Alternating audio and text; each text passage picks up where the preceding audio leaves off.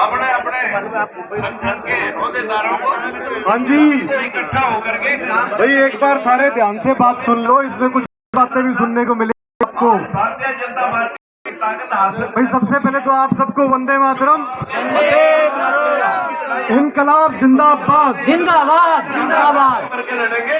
भाई ऐसा है, सरकारों ने आपको पिछले 2 साल से लगातार अघोषित इमरजेंसी में रखा हुआ है।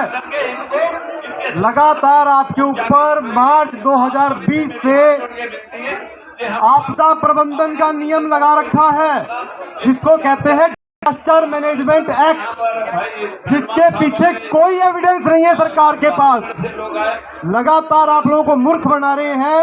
ये हमारे पुलिस के भाई भी सुन रहे हैं, इनके मुंह पे पट्टे लगा दिए और इनको भी गुलाम बना दिया। इस प्रकार से सरकारें आपके साथ करना चाहती हैं और क्यों कर रही हैं? सोचते हैं कि क्या ये कोई बीमारी के तरह है? नहीं भैया, कोई बीमारी नहीं है।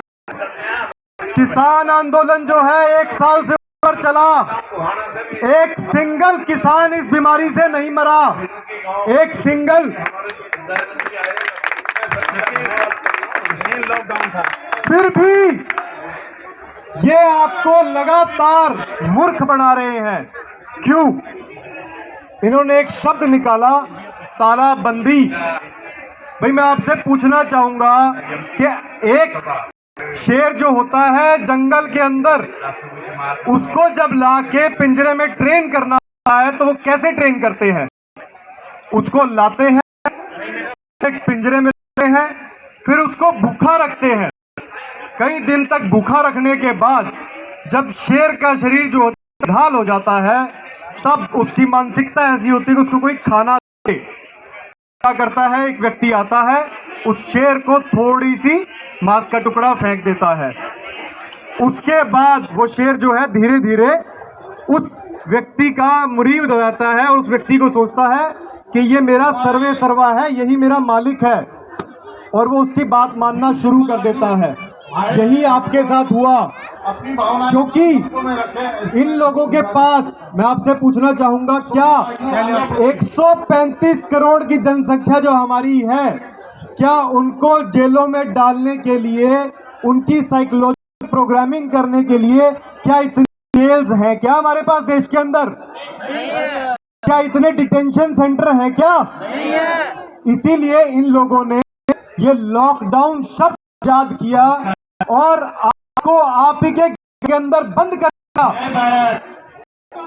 आपके घरों में बंद करके आपको लगातार एक वाली साइकोलॉजी रखा। यानी कि जो व्यक्ति डरा हुआ होता है उसके अंदर सही काम करने की सूझबूझ होती, उसको नहीं समझ में आता कि क्या सही है और क्या गलत है। इसीलिए इन लोगों ने आपके मुंह पे ये मुखौटे लगाए। ये मुखौटे ऐसे ही नहीं लगाए। 17वीं शताब्दी के अंदर जब गुलामी प्रचलित थी, उस समय गुलामों को मुंह पे ये मुखौटे लगाए जाते थे और जो मालिक होता था उसको नहीं लगाना होता था। आज हमारे पुलिस डिपार्टमेंट में, हमारे पॉलिटिकल सिस्टम में आप साफ साफ देख सकते हो, ऊपर वाला नहीं लगाएगा लेकिन नीचे वाले कांस्टेबल को लगाना पड़ेगा। मैं पुलिस वाले भाइयों से कहना चाहूंगा, ध्यान से सुनो, ये लोगों की लड़ाई है, आपके बच्चे भी शिकार होंगे इसके अंदर। नीचे वाला अफसर जो है उसको लगाना पड़ता है और ऊपर वाला अफसर नहीं लगता है। ये काम शो करता है कि गुलामी, और ये शो करता है कि आप औकात है। ये सिस्टम में आपको आपकी औकात दिखाने की कोशिश कर रहे हैं इन मुखौटों के माध्यम से। आज जो मुंह पे मुखौटे रहे हैं, कल को बाद में याद रखना चिमटे भी लगाएंगे, लोहे के चिमटे भी लगाएंगे। जब जनसंख्या कम हो जाएगी तब मुंह पे चिमटे भी लगाएंगे। भाई बीमारी तो कोई है नहीं, कोई बीमारी नहीं है। किसान आंदोलन ने साबित कर दिया और हमारे जैसे व्यक्तियों ने साफ साफ साबित किया, ऐसी कोई बीमारी नहीं है। भाई टीके लगा दिए, अच्छा चलो ये टीके की बात करते हैं, तो भाई टीके का कोई फायदा होना चाहिए कि नहीं होना चाहिए? होना चाहिए ना टीके का फायदा। अब ये कहते हैं नहीं, एक टीके से काम नहीं चलेगा, दूसरा लगवा लो। लोग गाने भाई दूसरा भी लगवा लिया। अब भाई दूसरा लगाने के बाद कहते कि भाई मुंह पे मुखौटा फिर भी लाना पड़ेगा है। और कहीं सरकारी विभाग में चाहे तो क्या टेस्ट और करा वो नाक में डालने वाला जो होता है। अब भाई तुमने टीके किस खातर लगाए थे? अब ये कैन लग गए, कोई नया आ गया, कोई नया वो जो कहे ना, वो नाम लूंगा तो वीडियो डिलीट कर देंगे वो। अब उस नए के नाम पे अब तुम्हारे को कैन लगे, तीसरा और लगवा लो, तीसरा और लगवाने की कैन लग गए। और चौथे की तैयारी याद रखियो, सारे बच्चा खातिर टीका और बच्चों के शुरू कर दिया। भाई यूं कोई सी बीमारी को नहीं हो करा कि भाई 60 के पहले आए, फिर 45 वालों के आए, फिर 20 साल वाले के आए, और अब 14 वाले के 12 वाले के आए। भाई याद रखियो पुलिस वाले भाई जितने भी हमारे और मिलिट्री वाले, भाई थारे बच्चे की कहानी है ये, थारे बच्चे भी सारे मारे जाएंगे। और के टिक्के लाए जा रहे हैं, उन सब के दिक्कतें आ रही हैं, उन सब के बहुत भयंकर साइड इफेक्ट आने लग रहे हैं। इन टीकों के लिए आपको लगातार सरकारें मजबूर कर रही हैं। और ये टीके जो है ये इमरजेंसी यूज ऑथराइजेशन के अंदर है, यानी सिर्फ आपदा के समय पे लगाए जा सकते हैं। अब भाई साफ साफ दिख रहा है, हम सब बैठे हैं और भी बहुत से लोग यहाँ पे इकट्ठे हुए हैं। 7 दिन सफर करते हैं, मेट्रो में, बसों में, सब पे जाते हैं। और अभी आपने इलेक्शनों में भी देखा भाई, पंजाब के इलेक्शन में और दिल्ली के इलेक्शन में लाखों की भीड़ इकट्ठी हुई। जब कहाँ गई बीमारी? जब घूमने चल गई तेलंगाना। तो भाई ये आपको कहते हैं आपदा प्रबंधन का नियम लगा रखा है। ये टिक्के तभी लगाए जा पा रहे हैं क्योंकि ये आपदा प्रबंधन नियम लगा रखा है, यानी कि डिजास्टर मैनेजमेंट एक्ट। वो डिजास्टर मैनेजमेंट एक्ट जो है, जिसके पीछे कोई साइंटिफिक एविडेंस नहीं है, कोई लीगल ग्राउंड नहीं है, कोई लॉ ग्राउंड नहीं है, फिर भी गलत तरीके से आपदा डिक्लेयर कर रखी है सरकारों ने। और डिक्लेयर करके ही वो टीके की इमरजेंसी यूटिलाइजेशन में टीके आपको दिए जा रहे हैं। से पहले कहना चाहूंगा कि सरकारें इस प्रकार के गैर कानूनी असंवैधानिक कानूनों को रद्द करें अभी कभी, क्योंकि जनता जाग चुकी है इनके लिए। और हमारे पुलिस के जो भाई हैं, मिलिट्री में जो भाई हैं, जो भी इस प्रकार की पुलिस कंपनी में या मिलिट्री कंपनी में काम करते हैं, उनको भी पता इन सब बातों का, और अंदर से सब जान रहे हैं। ये जो कुछ पॉलिटिकल पार्टियां ये प्रोपेगेंडा चला रही हैं, ये ज्यादा समय नहीं चलेगा। और आने वाले समय में ये जो एक कंपनी है भाई, जिसने दुनिया का इन्होंने ठेका ले रखा है, कहते हैं हम स्वास्थ्य वाले हैं और सबसे बड़े पाखंडी हैं। ये एक जो है ट्रीटी पे करने की कोशिश कर रहे हैं भाई। के अंदर आइए। एक ट्रीटी है, एक कागज के टुकड़े हैं कुछ, वो कागज के टुकड़ों पे साइन करवा लिया भारत सरकार से तो थारा संविधान खत्म हो जाएगा। याद रखो, आपका संविधान खत्म हो जाएगा और गुलामी आएगी। और आज आप साफ साफ तौर पे देख सकते हो, गुलामी लाने की पूरी साजिश कर रखी है इन लोगों ने।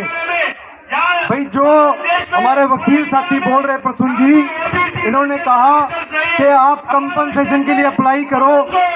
भाई कंपनसेशन के लिए बिल्कुल अप्लाई करो और सरकारों पे दबाव डालो, लेकिन ये बात भी याद रखना कि पिछले 1.5 साल के अंदर लाखों नहीं करोड़ों लोगों ने कंपनसेशन अप्लाई किया, लेकिन नहीं मिला। लोगों ने इस टीके के लिए जिसमें माता का सिरम है, उसके लिए ये तक था कि हमारे को धार्मिक कारण से हमारे को छूट दी जाए इस टीके के ऊपर। डॉक्टर विकास जगदाले ने कहा था इसके ऊपर, आज तक छूट नहीं दी गई उस पॉइंट के ऊपर भी। तो भाई तुम्हारा धर्म भी खतरे में है। याद रखिए इस बात को, कौन सी पार्टियां धर्म की बात करती है उनसे सबसे पहले ये पूछो कि भाई इसमें जो सिरम डाल रखा है उसके लिए क्या जवाब है तुम्हारे पास? क्यों धक्का करने लग रहे हो हमारे साथ?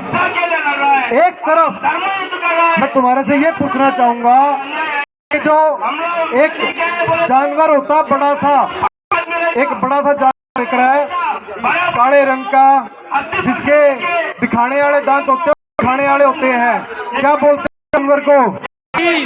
हाथी। भाई ये सिस्टम ना हाथी वाला काम करने लग रहा है। ये दिखावे कचेरी के अंदर दिखावे कि भाई टिक्का तो वॉलंटरी है और मुंह पे मुखौटा भी वॉलंटरी है, और ये जी का टेस्ट हो रहा है ना नाका में डालने जो, वो टेस्ट भी वॉलंटरी है, यानी कि स्वैच्छिक है, क्योंकि इन्होंने पता है धक्का ये कर कौन सका है। कोई भी मनुष्य है, मैं तुम्हारे को आज बता रहा हूँ कि उसके ऊपर किसी भी प्रकार से किसी टीके के लिए, किसी टेस्ट के लिए, किसी भी प्रकार का टेस्ट या किसी बॉडी में डालने वाला मेटल वाला पार्ट याद रखियो, और किसी भी प्रकार का मुखौटा, ये मैंडेटरी कर ही नहीं सकते। तो सरकारें वहां तो आपको ये कह रही है कचेरियों के अंदर कि भाई ये जो है स्वैच्छिक है, और दूसरी तरफ जनता के साथ क्या हो रहा है? जनता को कहा जा रहा है कि आप कहीं जाओगे तो आपको सर्टिफिकेट देना पड़ेगा। अरे भाई ये कागज का टुकड़ा अरे क्या आजादी घोषित किया क्या? तुम आजाद नहीं हो? पूछना तो मैं तुमसे, क्या तुम आजाद नहीं हो? बताओ, आजाद हो कि नहीं हो?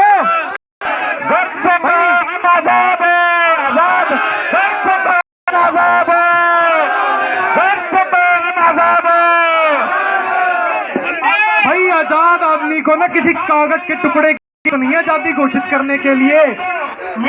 और ये सरकारें लगातार दबाव डाल रही हैं, अब बच्चों के पीछे पड़ गई हैं ये, और ये जो ट्रीटी आ रही है, ये ट्रीटी अगर साइन कर दी तो थारा जो बचा कुचा संविधान है ना, जो अंग्रेजों की देन है, ये जो की 1800 की और सीआरपीसी 1861 का, क्यों प्रसून जी 1860 की है आईपीसी और सीआरपीसी 1861 की है स्टार्टिंग में।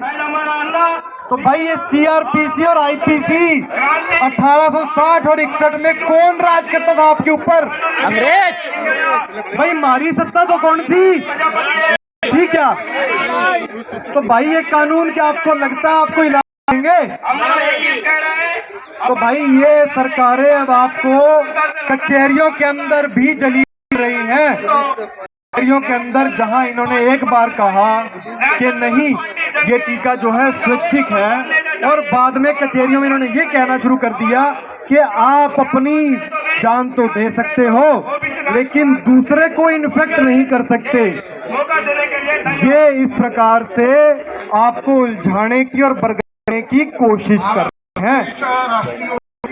भाई इसके पीछे कोई ग्राउंड नहीं है। ये कहते हैं कि आप किसी को इन्फेक्ट नहीं करते, तो ये जो है आपकी आपस फैलती है, इसका एक सिंगल एविडेंस नहीं है इनके पास।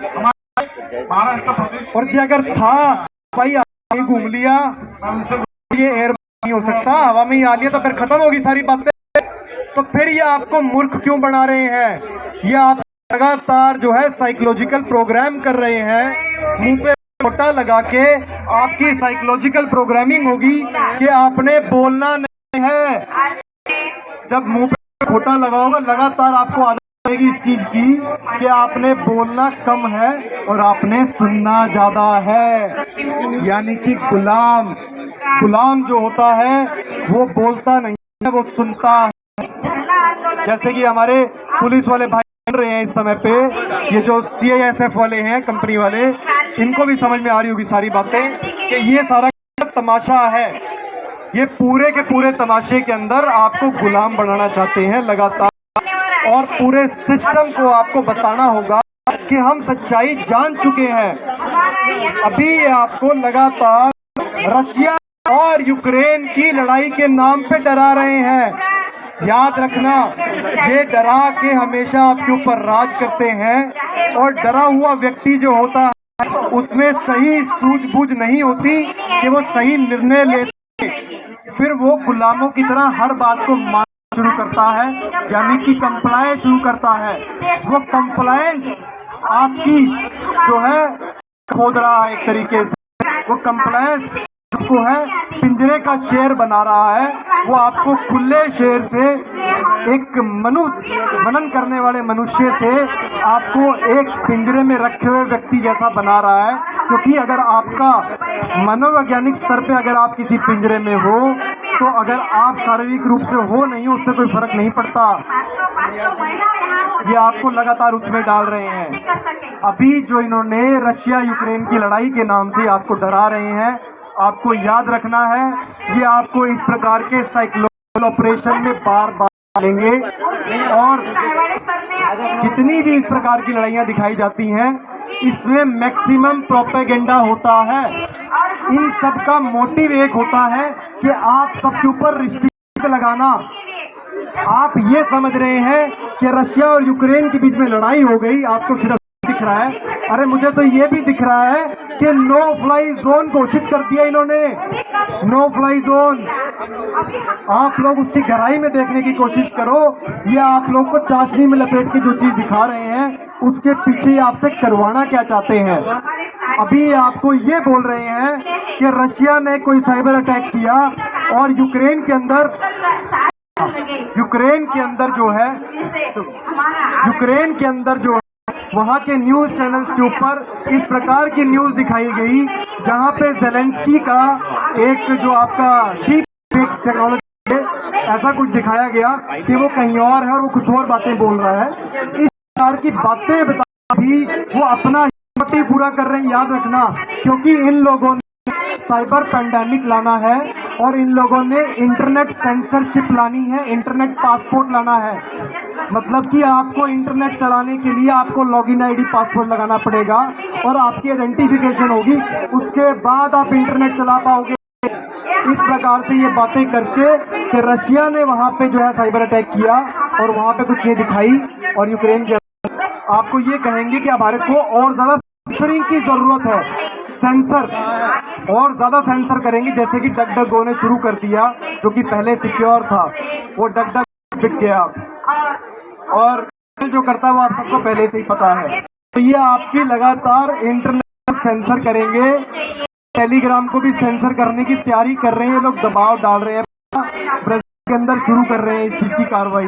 तो आप लोगों को हिडन एजेंडा देने होंगे, अगर आप वो नहीं समझोगे आप इनके खेल में आ जाओगे।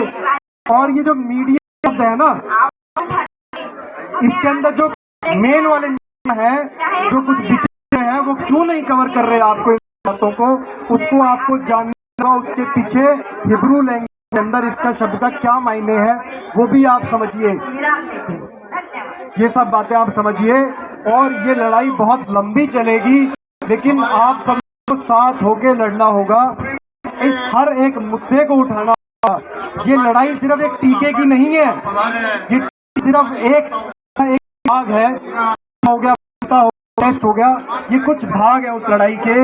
एक्चुअल में है टोटलिटेरियन गवर्नमेंट, पूर्ण आधिपत्य, यानी कि वर्ल्ड, पूरे विश्व में एक सत्ता, एक गवर्नमेंट, एक करेंसी मनी नहीं, करेंसी याद रखना, करेंसी मनी नहीं, बिटकॉइन, और एक ही धर्म, जिसको ये रिलीजन कहते हैं। मैं कहूँगा धर्म जो होता है उस शब्द से अलग होता है। एक रिलीजन जिसकी इन्होंने तैयारी कर दी है और उसके अंदर लगातार ये को डालने की कोशिश कर रहे हैं। आप लोगों को इनके एजेंडा समझने हैं और उसका पर्दाफाश करना है लगातार। तो इसी के साथ मैं अपनी वाणी को विराम दूंगा और वंदे इनकलाब जिंदाबाद, इनकलाब जिंदाबाद।